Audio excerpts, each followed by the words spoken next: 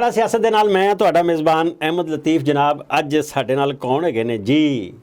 Hours ਖਲੀਕ ਹੈਗੇ ਨੇ, ਸ਼ਾਇਰ, ਅਦੀਬ, ਕਾਲਮ ਨਿਗਾਰ ਤੇ ਸਾਰੇ ਤੋਂ ਵੱਡੀ ਗੱਲ human rights commission of Pakistan ਦੇ ਸੈਕਟਰੀ ਜਨਰਲ ਹੈਗੇ ਨੇ। अस्सलाम वालेकुम जी। जी वालेकुम अस्सलाम, बहुत शुक्रिया ਤੁਸੀਂ ਮਦੂ ਕੀਤਾ। ਹਾਂ ਜਨਾਬ, ਅਸੀਂ ਗੱਲਾਂ ਕਰਾਂਗੇ ਔਰ ਤੁਹਾਨੂੰ ਪਤਾ ਇੱਕ ਤੇ ਇਹ ਵੀ ਗੱਲ ਕਰਨੀ ਹੈ, ਜਦੋਂ ਹਿਊਮਨ ਰਾਈਟਸ ਕਮਿਸ਼ਨ ਦੀ ਗੱਲ ਕਰਨੇ ਆ ਤੇ ਸਾਡੇ ਪਾਕਿਸਤਾਨ 'ਚ ਜਿਹੜੇ ਹਿਊਮਨ ਹੈਗੇ ਨੇ, ਇਹ ਜਿਹੜੇ ਬੰਦੇ ਛੰਦੇ, ਇਹਨਾਂ ਦੇ ਕੋਈ ਹੈ ਕੋਈ ਰਾਈਟਸ ਜਾਂ ਅਸੀਂ ਦਾ ਹੀ ਲਾਏ ਹੈ? ਅਹਿਮਦ ਲਤੀਫ ਸਾਹਿਬ, ਤੁਸੀਂ ਮੇਰੇ ਨਾਲੋਂ ਬਿਹਤਰ ਜਾਣਦੇ ਹੋ ਕਿ ਪੈੜਾ ਹੀ ਹਾਲ ਹੈ, ਲੇਕਿਨ ਬੰਦਾ ਕੋਸ਼ਿਸ਼ ਕਰ ਸਕਦਾ ਹੈ। ਅਸੀਂ ਕਰ ਰਹੇ ਹਾਂ ਕੋਸ਼ਿਸ਼। ਤੇ ਜਿਹੜੇ ਮਾਸ਼ੀ ਹਕੂਕ ਨੇ ਲੋਕਾਂ ਦੇ, ਇੱਕ ਤੇ ਸ਼ਹਿਰੀ ਹਕੂਕ ਹੁੰਦੇ ਨੇ, ਸ਼ਹਿਰੀ ਤੇ ਸਿਆਸੀ ਹਕੂਕ, ਉਹਨਾਂ ਦੇ ਬਾਰੇ ਗੱਲ ਹੋ ਜਾਂਦੀ ਹੈ, ਲੇਕਿਨ ਜਿਹੜੇ ਮੁਆਸ਼ੀ ਹਕੂਕ ਨੇ ਬਹੁਤ ਬੁਰਾ ਹਾਲ ਹੈ। ਤੇ ਤੁਹਾਡਾ ਪ੍ਰੋਗਰਾਮ ਜਿਹੜਾ ਹੈ ਥੜਾ ਸਿਆਸਤ, ਤੇ ਤੁਸੀਂ ਵੇਖੋ ਥੜਿਆਂ ਤੇ ਕੀ ਗੱਲ ਹੋ ਰਹੀ ਹੈ, ਲੋਕਾਂ ਦਾ ਹਾਲ ਕੀ ਹੈ, ਬੇਰੁਜ਼ਗਾਰੀ ਕਿੰਨੀ ਵੱਧ ਗਈ ਹੈ, ਮਹਿੰਗਾਈ ਕਿੰਨੀ ਹੈ, ਹਰ ਮਹੀਨੇ ਤੁਸੀਂ 5 ਰੁਪਈਆ ਤੇਲ ਦੇ ਉੱਤੇ ਵਧਾ ਦਿੰਦੇ ਹੋ। ਤੇ ਮਤਲਬ ਸੂਰਤ-ਏ-ਹਾਲ ਬੜੀ ਔਖੀ ਹੈ, ਬਹੁਤ ਮੁਸ਼ਕਿਲ ਸੂਰਤ-ਏ-ਹਾਲ ਹੈ ਲੋਕਾਂ ਦਾ। ਬਹੁਤ ਹੀ ਮੈਂ ਸਮਝਦਾ ਵਾਂ ਕਿ ਮੈਂ 40 ਸਾਲ ਹੋ ਗਏ, ਮੇਰੀ ਜਿਹੜੀ ਉਮਰ ਤੇ ਜ਼ਿਆਦਾ ਹੈ, ਲੇਕਿਨ 40 ਸਾਲ ਦਾ ਮੇਰੀ ਯਾਦਦਾਸ਼ਤ ਹੈ ਕਿ ਪਾਕਿਸਤਾਨ ਦੀ ਸਿਆਸਤ 'ਚ ਕੀ ਹੋਇਆ ਹੈ, ਪਾਕਿਸਤਾਨ ਦੇ ਸਮਾਜ ਦੇ ਵਿੱਚ ਕੀ ਹੋਇਆ ਹੈ। ਲੇਕਿਨ ਮੈਂ ਇਸ ਤੋਂ ਜ਼ਿਆਦਾ ਜਿਹੜੀ ਨਾਅਹਿਲ ਤੇ ਮਤਲਬ ਕੀ ਕਹਿੰਦੇ ਆ ਬਦਉਨਵਾਨ ਹਕੂਮਤ ਮੈਂ ਨਹੀਂ ਵੇਖੀ, ਔਰ ਮੈਂ ਬੜੀ ਜ਼ਿੰਮੇਦਾਰੀ ਨਾਲ ਕਹਿ ਰਿਹਾ, ਔਰ ਮੈਂ ਕੋਈ ਨਵਾਜ਼ ਲੀਗ ਦਾ ਵੋਟਰ ਕਦੀ ਨਹੀਂ ਰਿਹਾ। ਹਾਂਜੀ, ਇੱਕ ਹੋਰ ਗੱਲ, ਸਵਾਣੀਆਂ, ਬੱਚੇ ਤੇ ਅਕਲੀਤਾਂ, ਇਹਨਾਂ ਦਾ ਕੀ ਹਾਲ ਹੈ? ਮੈਂ ਇਸ ਗੱਲੇ ਤੁਹਾਡੇ ਕੋਲ ਪੁੱਛਣਾ ਪਿਆ ਵੀ ਤੁਸੀਂ ਜ਼ਿੰਮੇਦਾਰ ਹੈਗੇ ਹੋ ਨਾ, ਤੇ ਤੁਹਾਡੇ ਕੋਲ ਹਰ ਵੇਲੇ ਰਿਪੋਰਟ ਆਉਂਦੀ ਹੈ, ਤੁਹਾਡੇ ਨੁਮਾਇੰਦੇ ਮੌਜੂਦ ਨੇ, ਉਹ ਸਭ ਦੱਸਦੇ ਨੇ ਇਹ ਪੰਜਾਬ 'ਚ ਕੀ ਹਾਲ ਹੈ, ਮਸੀਹਾਂ ਦਾ ਕੀ ਹਾਲ ਹੈ, ਕਾਦੀਆਨੀਆਂ ਦਾ ਕੀ ਹਾਲ ਹੈ, ਹਿੰਦੂਆਂ ਸਿੱਖਾਂ ਦਾ ਕੀ ਹਾਲ ਹੈ, ਵੈਸੇ ਤਾਂ ਸਾਡਾ ਵੀ ਕੀ ਹਾਲ ਹੈ। ਦੇਖੋ ਗੱਲ ਇਹ ਬਿਲਕੁਲ ਆਖਰੀ ਜਿਹੜੀ ਤੁਹਾਡੀ ਗੱਲ ਹੈ ਨਾ, ਇਹ ਤੁਸੀਂ ਲਾਈਟਰ ਨੋਟ ਤੇ ਕੀਤੀ ਹੈ, ਲੇਕਿਨ ਅਸਲ ਗੱਲ ਇਹ ਵੇ ਕਿ ਪਾਕਿਸਤਾਨ ਦੀ ਜਿਹੜੀ ਇੱਕ ਐਕਸਕਲੂਜਨ ਹੈ, ਮਤਲਬ ਲੋਕਾਂ ਨੂੰ ਸਿਆਸਤ ਤੋਂ ਬਾਹਰ ਰੱਖਣ ਦੀ, ਲੋਕਾਂ ਨੂੰ ਉਹਨਾਂ ਦੇ ਹਕੂਕ ਦੀ ਪਾਸਦਾਰੀ ਨਾ ਕਰਨ ਦੀ ਜਿਹੜੀ ਸਿਆਸਤ ਹੈ, ਇਹ 70 ਸਾਲਾਂ ਤੇ ਮੁਹਿਤ ਹੈ, ਇਹ ਕੱਲ ਪਰਸੋਂ ਦੀ ਗੱਲ ਨਹੀਂ ਹੈਗੀ।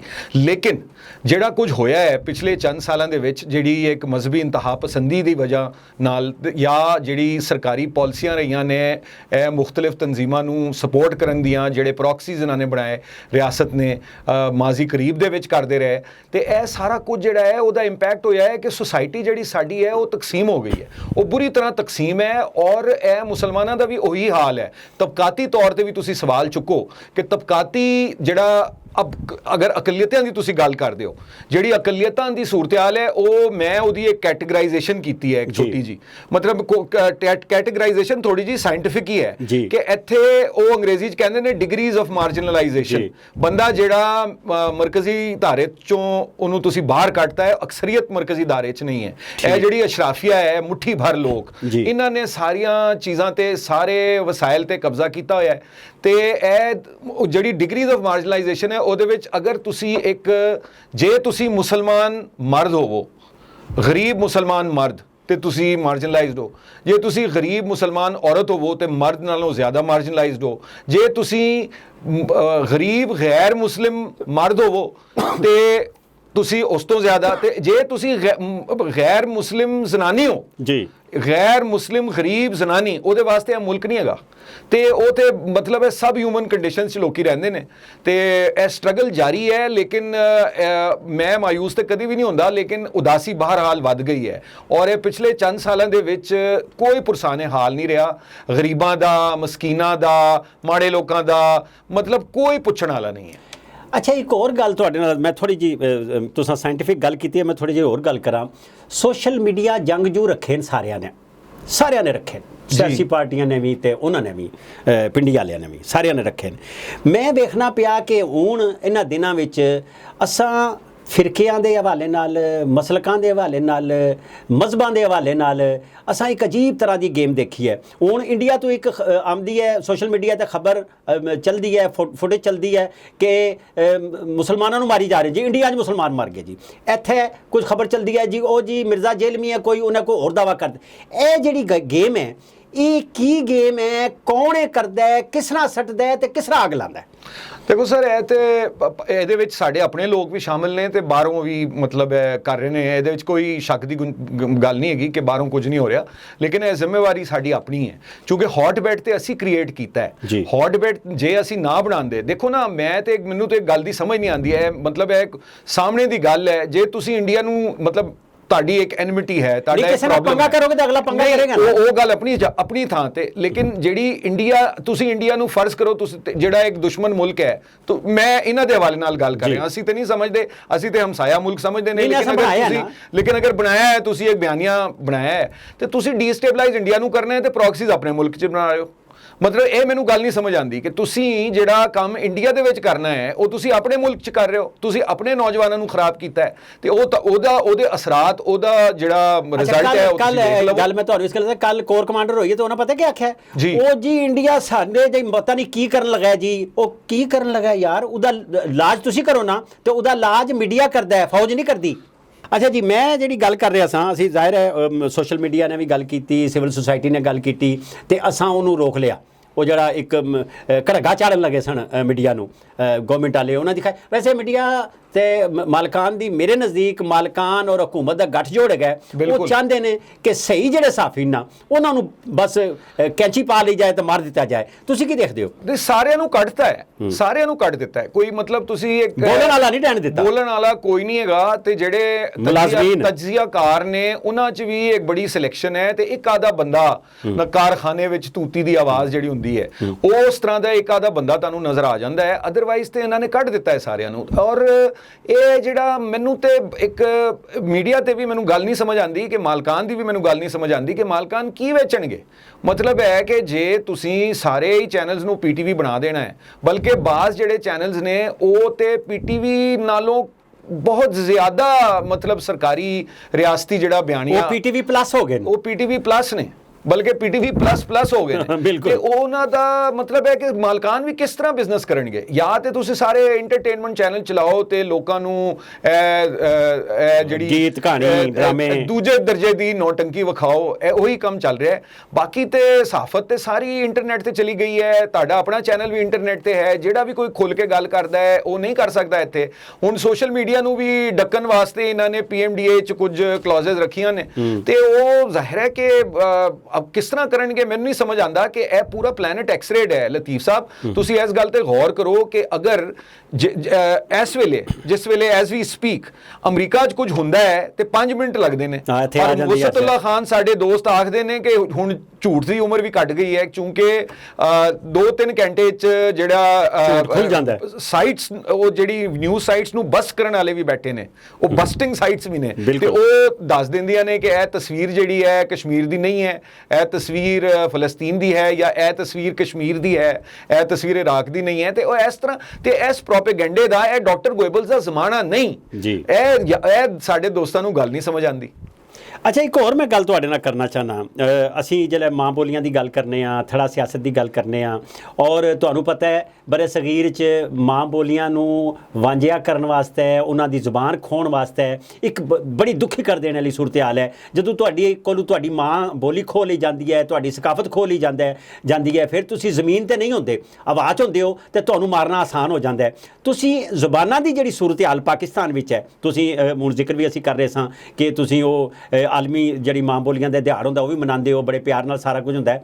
लेकिन क्या तुसीं ये समझदे हो कि ये जिहड़ा पाकिस्तान है इहदी जिहड़ी जुबानां हैगियां ने ओह क्या असीं उर्दू बस उर्दू और लैंगवा फ्रैंका और उर्दू नूं कौमी ज़बान असीं कवांगे ते क्या फड्डा नहीं पै जाण लगा? उर्दू कौमी ज़बान ते नहीं हैगी बई, फड्डा ते कौमी राबते दी ज़बान हैगी है। फड्डा ते पै गया है। देखो यह बड़ी मज़ेदार गल तुसीं कीती। तुसीं पहलां बरे सगीर दी गल कीती ते इस तरह बाकी बरे सगीर च नहीं हुंदा। यह तुसीं गौर फरमाओ कि बांग्लादेश देखो अंग्रेजी दा ते एक ग्लोबल लिंगुआ फ्रैंका है, ठीक है, ते ओह ते ठीक है, राबते दी ज़बान है ग्लोबल, आलमी राबते दी ज़बान है। ते बांग्लादेश तुसीं जाओ ते बांग्लादेश बंगला ज़बान जिहड़ी है ਉਹਨਾਂ ਦੀ ਆਪਣੀ ਜਿਹੜੀ ਭਾਸ਼ਾ ਹੈ ਉਹਦੇ ਵਿੱਚ ਕੰਮ ਹੁੰਦਾ ਹੈ, ਉਹ ਉਹਨਾਂ ਦੀ ਸਰਕਾਰੀ ਜ਼ਬਾਨ ਹੈ, ਉਹਨਾਂ ਦੀਆਂ 2 ਸਰਕਾਰੀ ਜ਼ਬਾਨਾਂ ਨੇ, ਲੇਕਿਨ ਬੁਨਿਆਦੀ ਕੰਮ ਜਿਹੜਾ ਵੀ ਹੈ ਜਿੰਨਾ ਵੀ ਹੈ ਉਹ ਬੰਗਲਾ 'ਚ ਹੁੰਦਾ ਜੀ। ਜਿਹੜਾ ਇੰਡੀਆ ਦੀ ਨੇਪਾਲ ਵੀ ਮੈਂ ਗਿਆ, ਨੇਪਾਲ 'ਚ ਵੀ ਸਾਰੇ ਸਾਈਨ ਬੋਰਡ, ਸਾਰੇ ਗੱਡੀਆਂ ਦੀ ਰਜਿਸਟ੍ਰੇਸ਼ਨ ਪਲੇਟ ਉਹ ਨੇਪਾਲੀ 'ਚ ਹੁੰਦੀ। ਠੀਕ। ਤੇ ਪਾਕਿਸਤਾਨ ਦੀ ਸੂਰਤ-ਏ-ਹਾਲ ਬਿਲਕੁਲ ਵੱਖਰੀ ਹੈ। ਪਾਕਿਸਤਾਨ 'ਚ, ਅਫਗਾਨਿਸਤਾਨ 'ਚ ਵੀ ਇੰਜ ਨਹੀਂ ਹੁੰਦਾ, ਈਵਨ ਅਫਗਾਨਿਸਤਾਨ 'ਚ ਵੀ ਇੰਜ ਨਹੀਂ ਹੁੰਦਾ। ਅੱਗੇ ਚੱਲਨੇ ਅਸੀਂ, ਪਰ ਇੱਥੇ ਲੈਨੇ ਆ ਥੋੜਾ ਜਿਹਾ ਵਕਫਾ, ਵਕਫੇ ਤੋਂ ਬਾਅਦ ਫਿਰ ਵਾਪਸ ਆਨੇ ਆ।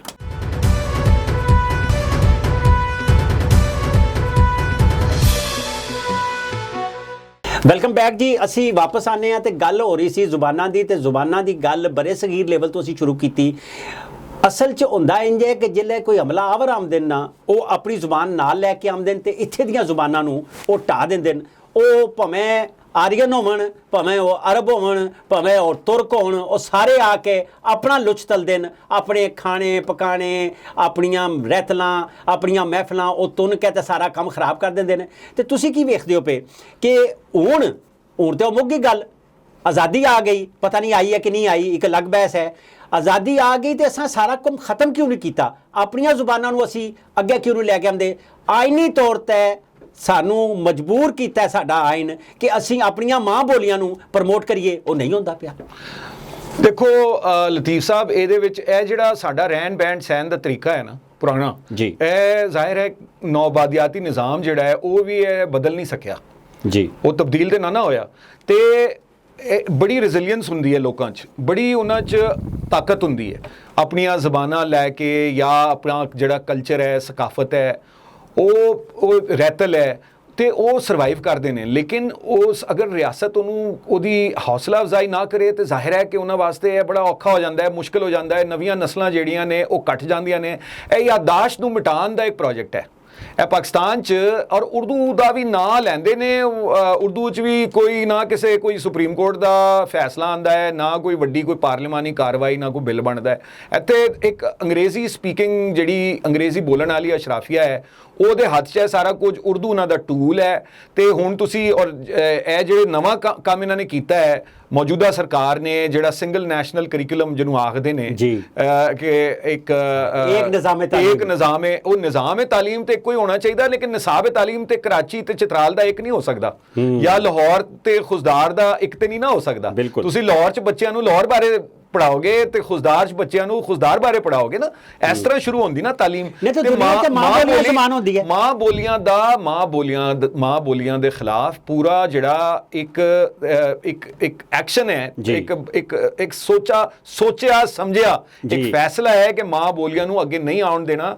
ਚੂੰਕਿ ਅਗਰ ਮਾਂ ਬੋਲੀਆਂ ਪਾਕਿਸਤਾਨ 'ਚ ਰਾਇਜ ਹੋ ਜਾਣ ਤੇ ਲੋਕਾਂ 'ਚ ਜ਼ਬਾਨ ਨਾਲ, ਆਪਣੀ ਬੋਲੀ ਨਾਲ, ਇੱਕ ਲੋਕਾਈ ਨਾਲ, ਇੱਕ ਜਮਹੂਰੀਅਤ ਨਾਲ ਇੱਕ ਬਰਾਹ ਰਾਸਤ ਤਾਲੁਕ ਹੈ, ਜ਼ਮੀਨ ਨਾਲ ਤਾਲੁਕ ਹੈ ਤੇ ਜ਼ਬਾਨ ਨਾਲ, ਤੇ ਆਪਣੀ ਉਹਦੇ ਵਿੱਚ ਉਹ ਜੀਨੀਅਸ ਜਿਹੜਾ ਹੈ, ਉਹ ਜਿਹੜੀ ਉਹਨਾਂ ਦੀ ਇੱਕ ਜ਼ਹਾਨਤ ਹੈ, ਕੌਮੀ ਗੈਰਤ ਜਿਹਨੂੰ ਕਹਿੰਦੇ ਨੇ, ਜ਼ਹਾਨਤ ਹੈ ਕੌਮ, ਨਹੀਂ ਉਹ ਪੋਟੈਂਸ਼ੀਅਲ ਰੀਅਲਾਈਜ਼ ਹੁੰਦਾ ਹੈ ਨਾ। ਦੇਖੋ ਤੁਸੀਂ ਸਾਡੇ ਨਾਲ ਵੀ ਕੀ ਹੱਥ ਹੋਇਆ ਹੈ ਨਾ, ਮੈਂ ਕਿੰਨੇ ਅੰਗਰੇਜ਼ੀ ਦੇ ਅਲਫਾਜ਼ ਬੋਲਣੇ ਆ, ਸਾਡੀ ਜਿਹੜੀ ਤਾਲੀਮ ਹੋਈ ਹੈ ਉਹ ਤੇ ਇੱਕ ਨੌਬਾਦੀਆਤੀ ਨਿਜ਼ਾਮ ਦੇ ਤਹਿਤ ਹੋਈ ਹੈ। ਬਿਲਕੁਲ। ਤੇ ਜ਼ਾਹਿਰ ਹੈ ਕਿ ਜ਼ਬਾਨਾਂ ਦਾ ਜਿਹੜਾ ਮਾਮਲਾ ਹੈ ਪਾਕਿਸਤਾਨ 'ਚ, ਬੋਲੀਆਂ ਦਾ, ਉਹਨੂੰ ਚੁੱਕਣ ਦੀ ਲੋੜ ਹੈ। ਉਹ ਅਸੀਂ ਚੁੱਕਦੇ ਵੀ ਹਾਂ, ਲੇਕਿਨ ਉਹਦੇ ਤੇ ਕੰਮ ਕਰਨਾ ਬੜਾ ਜ਼ਰੂਰੀ ਹੈ। ਮਾਂ ਬੋਲੀ 'ਚ ਬੜੀ ਅੱਛੀ ਕਿਤਾਬ ਇੱਕ ਐਡਿਟ ਹੋਈ ਹੈ, ਹੁਣੇ ਕੀਤੀ ਹੈ, ਜ਼ੁਬੈਦਾ ਮੁਸਤਫਾ ਸਾਡੇ ਬਜ਼ੁਰਗ ਨੇ, ਬਹੁਤ ਸ਼ਾਨਦਾਰ ਉਹਨਾਂ ਦਾ ਕੰਮ ਹੈ ਬੱਚਿਆਂ ਦੀ ਤਾਲੀਮ ਦੇ ਹਵਾਲੇ ਨਾਲ ਤੇ ਮਾਂ ਬੋਲੀਆਂ ਦੇ ਹਵਾਲੇ ਨਾਲ, ਤੇ ਉਹਨਾਂ ਨੇ ਐਡਿਟ ਕੀਤੀ ਹੈ 27 ਉਹਦੇ ਵਿੱਚ ਸਾਡੇ ਜਿਹੜੇ ਦਾਨਿਸ਼ਵਰ ਲੇਖਕ, ਆਪਣਾ ਸਰਗਰਮ ਕਾਰਕੁਨ ਜ਼ਬਾਨਾਂ ਦੇ ਹਵਾਲੇ ਨਾਲ ਉਹਨਾਂ ਨੇ ਮਜ਼ਾਮੀਨ ਲਿਖੇ ਨੇ। ਉਹ ਬੜੀ ਅਹਿਮ ਕਿਤਾਬ ਹੈ ਤੇ ਉਹ ਸਾਬਤ ਕਰਦੀ ਹੈ, ਉਹਨਾਂ ਨੇ ਸ਼ਵਾਹਿਦ ਇਕੱਠੇ ਕੀਤੇ, ਉਹ ਸਾਬਤ ਕਰਦੀ ਹੈ ਕਿ ਬੱਚੇ ਦੀ ਬੁਨਿਆਦੀ ਜਿਹੜੀ ਤਾਲੀਮ ਹੈ ਉਹਦੀ ਮਾਂ ਬੋਲੀ 'ਚ ਅਗਰ ਹੁੰਦੀ ਹੈ ਤੇ ਉਹ ਬੱਚਾ, ਉਹਦਾ ਪੋਟੈਂਸ਼ੀਅਲ ਵੱਧ ਜਾਂਦਾ ਹੈ, ਬਹੁਤ ਜ਼ਿਆਦਾ ਵੱਧ ਜਾਂਦਾ ਹੈ। ਲੇਕਿਨ ਸਾਡੇ ਹਾਂ ਇਸ ਤਰ੍ਹਾਂ ਨਹੀਂ ਹੈ ਜੀ। ਅਸੀਂ ਹੁਣ ਥੋੜੀ ਜਿਹੀ ਇੱਕ ਹੋਰ ਗੱਲ ਕਰਾਂਗੇ ਜ਼ਰਾ ਲਾਈਟਰ ਮੂਡ 'ਚ। ਅਸੀਂ ਕੌਮੀ ਭੰਗ ਪਲੀਸੀ ਲਿਆਉਣ ਲੱਗੇ ਹਾਂ ਜੀ। ਜਾਨੇ ਮੈਂ ਇਹ ਹੱਸਣ ਵਾਲੀ ਗੱਲ ਨਹੀਂ ਜੇ। ਵਜ਼ੀਰੇ ਸਾਇੰਸ ਐਂਡ ਟੈਕਨੋਲੋਜੀ ਨੇ ਕੌਮੀ ਭੰਗ ਪਲੀਸੀ ਦੀ ਗੱਲ ਕੀਤੀ ਹੈ। ਭੰਗ ਕਾਸ਼ਤ ਹੋਵੇਗੀ, ਭੰਗ ਵੇਚਾਂਗੇ, ਭੰਗ ਦਾ ਸੱਤ ਕੱਢਾਂਗੇ, ਫਿਰ ਅਸੀਂ ਡਾਲਰ ਕਮਾਵਾਂਗੇ, ਉਹ ਨਾਰਕੋ ਡਾਲਰ ਹੋ ਜਾਣਗੇ। ਤੁਸੀਂ ਕਿਸ ਤਰ੍ਹਾਂ ਵੇਖਦੇ ਹੋ ਇਹਨੂੰ?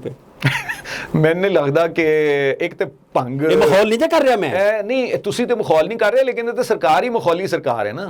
ਮਤਲਬ ਹੈ ਤੁਸੀਂ ਇਹਨਾਂ ਨੇ ਚਰਸ ਦੀਆਂ ਫੈਕਟਰੀਆਂ ਵੀ ਲਾਉਣੀਆਂ ਸਨ, ਇਹਨਾਂ ਨੇ ਇਹ ਕਲਾਸ ਹੈਗੀ ਹੈ। ਇਹ ਦੇਖੋ ਸਰ, ਇਹ ਸਾਰੀ ਦੁਨੀਆ 'ਚ ਅਸੀਂ ਬਿਸਤ ਹੋ ਚੁੱਕੇ ਨੇ ਤੇ ਇਹੋ ਜਿਹੀਆਂ ਗੱਲਾਂ ਨਹੀਂ ਕਰਨੀਆਂ ਚਾਹੀਦੀਆਂ।